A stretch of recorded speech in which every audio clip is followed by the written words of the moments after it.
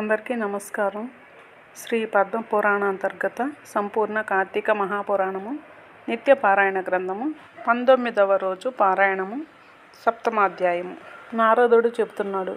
పృథుభూపాల కార్తీక వ్రతస్థుడైన పురుషుడు పాటించవలసిన నియమాలను చెబుతాను విను. కార్తీక వ్రతస్థులకు నియమములు.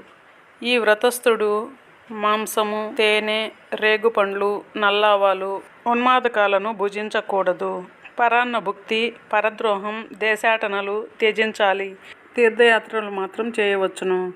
దేవ బ్రాహ్మణ గురురాజులను, స్త్రీలను, గోవ్రతస్థులను దూషించకూడదు. అవిసె నూనెను, నువ్వుల నూనెను, విక్రయాన్నమును, నింద్య వ్యంజన యుక్త భోజనమును, దూషితాహారమును విసర్జించాలి. ప్రాణి సంబంధిత మాంసచూర్ణాలను, ఆమ్ల సంబంధితాలైన నిమ్మకాయలు, కొర్రల వంటి హీనధాన్యాలను, చద్ది అన్నాన్ని స్వీకరించకూడదు. మేక, గేదె, ఆవు వీటి పాలు తప్ప మరి ఇతర ప్రాణుల ఆమిష సంబంధ క్షీరాలను స్వీకరించకూడదు. బ్రాహ్మణులచే అమ్మబడే రసాలను, భూజాతల వణాలను విసర్జించాలి.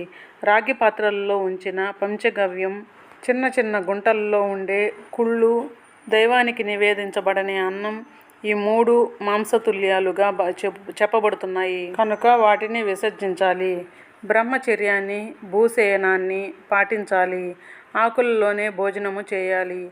4వ జామున భుజించడమే శ్రేష్టం. ఈ కార్తీక వ్రతస్థుడు ఒక్క నరక చతుర్దశి నాడు తప్ప తక్కిన దీక్షా దినాలలో తైలాభ్యంగనం చేయకూడదు. విష్ణు వ్రతం చేసేవారు వంకాయ, గుమ్మడికాయ, వాకుడుకాయ, పుచ్చకాయలను విసర్జించాలి. బహిష్టులతోనూ, మ్లేచ్చులతోనూ, వ్రతభ్రష్టులతోనూ, వేదత్యక్తులతోనూ సంభాషించకూడదు. అటువంటి వారి ఎంగిలి కానీ, కాకులు తాకిన ఆహారాన్ని కానీ, అశౌచ సంబంధిత ఆహారం కానీ, ఒకసారి వండి మరలా ఉడికించినది కానీ, మాడు పట్టిన అన్నాన్ని కానీ తినకూడదు.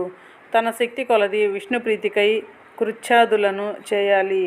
గుమ్మడి, వాకుడు, సురుగుడు, ముల్లంగి, మారేడు, ఉసిరిక, పుచ్చ, కొబ్బరికాయ, ఆనప, చేదుపొట్ల, రేగు, వంకాయ, ఉల్లి వీటిని పాడ్యమి ఆదిగా పరిత్యజించాలి. కార్తీక మాసంలో కూడా ఉసిరిని తినకూడదు.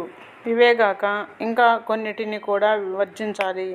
మరికొన్నిటిని బ్రహ్మార్పణం చేసి భుజించాలి. ఈ కార్తీక మాసంలో చేసినట్లే మాఘమాసంలో కూడా చేయాలి.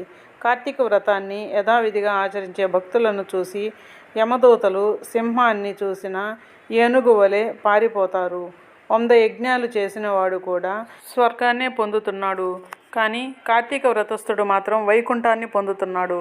కాబట్టి యజ్ఞ యాగాదుల కన్నా కార్తీక వ్రతం గొప్పదని తెలుసుకోవాలి. ఓ రాజా, భూలోకంలో ఉన్న పుణ్యక్షేత్రాలన్నీ కూడా కార్తీక వ్రతస్థుని శరీరమందే ఉంటాయి.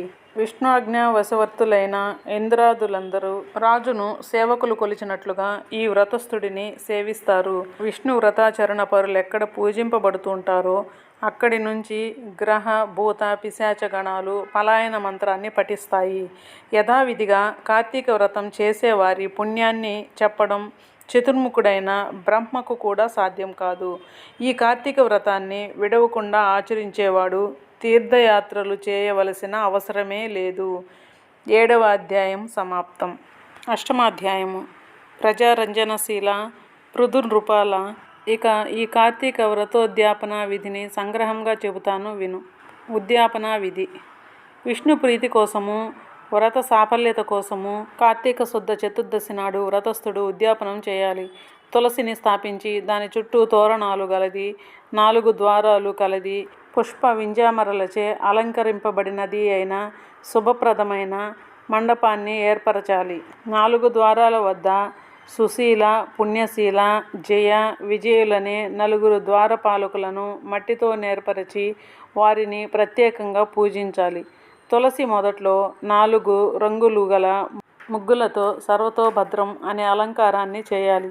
దానిపై పంచరత్న సమన్వితము, నారికేళ సంయుక్తము అయిన కలశమును ప్రతిష్ఠించి శంఖచక్ర గద పద్మధారి పీతాంబరుడు లక్ష్మీ సమేతుడు అయిన నారాయణుని పూజించాలి. ఇంద్రాది దేవతలను ఆయా మండపాలలో అర్చించాలి.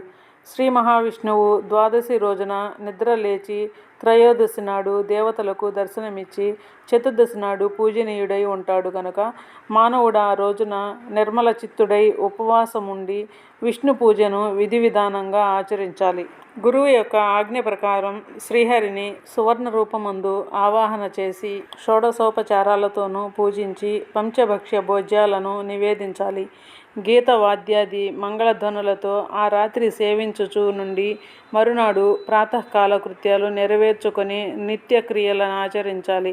పిదప నిష్కల్మషాంతరంగుడై హోమం చేసి బ్రాహ్మణ సమారాధన చేసి యథాశక్తి దక్షిణలనియ్యాలి. ఈ విధంగా వైకుంఠ చతుర్దశి నాడు ఉపవాసించిన వాడు, విష్ణు పూజ చేసిన వాడు తప్పక వైకుంఠాన్నే పొందుతున్నాడు. ఓ బ్రాహ్మణులారా, మీరు సంతోషించుట చేత నేను విష్ణునుగ్రహమును పొందెదనుగాక. ఈ వ్రతాచరణ వలన గత 7 జన్మలలోని నా పాపములు నశించునుగాక. నా కోరికలు తీరునుగాక. గోత్రవృద్ధి స్థిరమగునుగాక అని బ్రాహ్మణులను క్షమాపణ కోరాలి. వారి చేత తథాస్తు అని దీవింపబడి దేవతోద్వాసనలు చెప్పి బంగారపు కొమ్ములతో అలంకరించబడిన గోవును గురువుకు దానమియ్యాలి. అటు తర్వాత సజ్జనులతో కూడిన వాడి భోజనాదులు పూర్తి చేసుకోవాలి. 8వ అధ్యాయం 19వ రోజు పారాయణము సమాప్తము. ధన్యవాదములు. Like please.